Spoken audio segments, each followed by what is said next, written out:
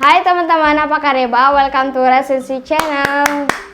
Kalau kalian memang subscriber sejati, kalian pasti tahu kalau konten kita akhir-akhir ini banyak tentang skincare. Ataupun kalau misalnya aku ada, itu paling tentang challenge atau sesuatu yang menghibur. Namun kali ini di sini aku akan tampil berbeda guys, karena kita akan bahas sesuatu yang berkaitan dengan kehidupan kita sehari-hari. Apa itu? Ya, internet. Namun aku nggak bakal bahas apa itu pengertian internet dan lain-lain, karena kalian pasti udah tahu itu. Tapi kalian tahu nggak kalau di internet itu ada sisi gelapnya? Kalian pasti pernah dengar namanya dark web dan deep web. Jadi apa sih yang ngebedain antara deep web dan dark web? Deep web dan dark web itu dari segi pengertiannya aja udah berbeda, satu deep, satu dark. Deep web ini bagian dari internet yang tidak termasuk dalam indeks pencarian Bing, Google, Yahoo, dan mesin pencarian lainnya. Contoh paling dasar dari deep web ini sendiri teman-teman adalah file yang kalian upload ataupun simpan di Google Drive.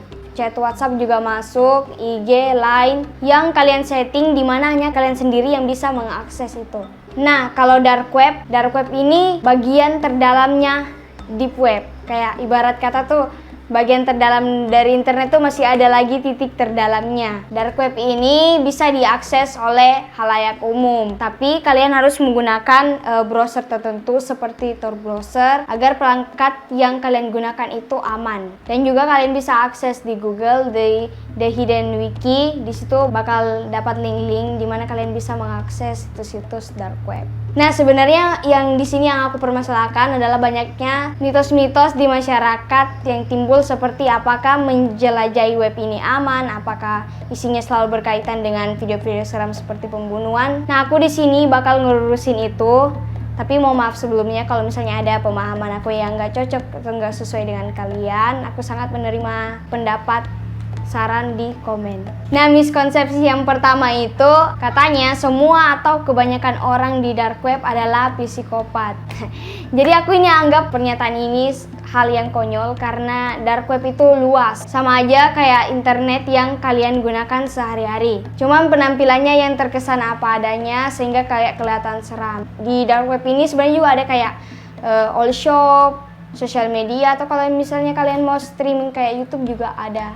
Bisalah kita ibaratkan kota di negara besar seperti Amerika dan Korea Utara. Aktivitasnya sama, cuman atmosfernya yang berbeda. Kayak misalnya kalau kalian dengar kata Korea Utara itu pasti kalian berpikir yang aneh-aneh, yang berhubungan dengan seram-seram gitu. Tapi sebenarnya dark web itu nggak seseram itu teman-teman. Semua konten di dark web adalah ilegal. Jadi aku pernah baca artikel di website gitu yang bilang kalau dark web ini isinya semua tentang ilegal atau sesuatu yang tidak tersentuh hukum. Tapi sorry aja nih guys, karena badan intelijen seperti FBI dan CIA pun di sana tuh berkeliaran buat memantau kegiatan-kegiatan yang ada di dark web.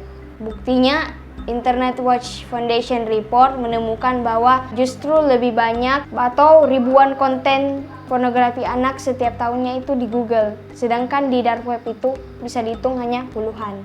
So ya, kita nggak bisa mengeneralisasi bahwa selamanya di dark web itu isinya orang-orang jahat. Yang ketiga, katanya kita bisa nyewa pembunuh bayaran di dark web. Pernyataan ini yang bikin netizen ini jadi takut dan panik untuk ngakses dark web, karena katanya nanti bakal didatangin sama pembunuh yang akses IP address kita.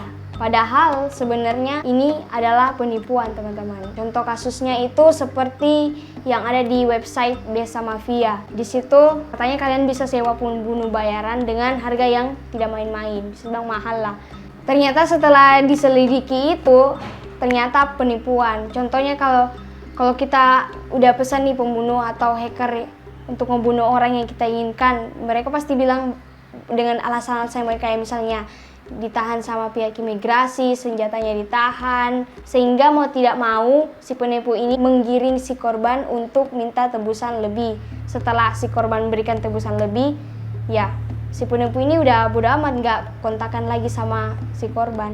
Yang keempat, katanya kalau masuk di dark web auto kena virus. Ya iya sih, sebenarnya di dark web itu banyak virus yang berkeliaran. Ya, tapi untuk virus itu bisa mengendap di perangkat kalian, dibutuhkan orang untuk mengaksesnya, apalagi kalau bukan kamu. Jadi Kak, aku saranin kalau misalnya kalian mengakses dark web terus disuruh download apa lain-lain sebagainya, itu jangan diklik karena itu bisa jadi virus. Sebenarnya di Google pun juga banyak situs-situs yang nggak jelas yang suruh kita buat download, nantinya keinstall software-software yang bervirus yang yaitu yang merusak perangkat kalian. So ya, apa bedanya kalian ngakses dark web dan buka Google gitu. Sekian dulu videonya, semoga bermanfaat buat kalian. Jangan lupa like, comment, dan subscribe. Dah.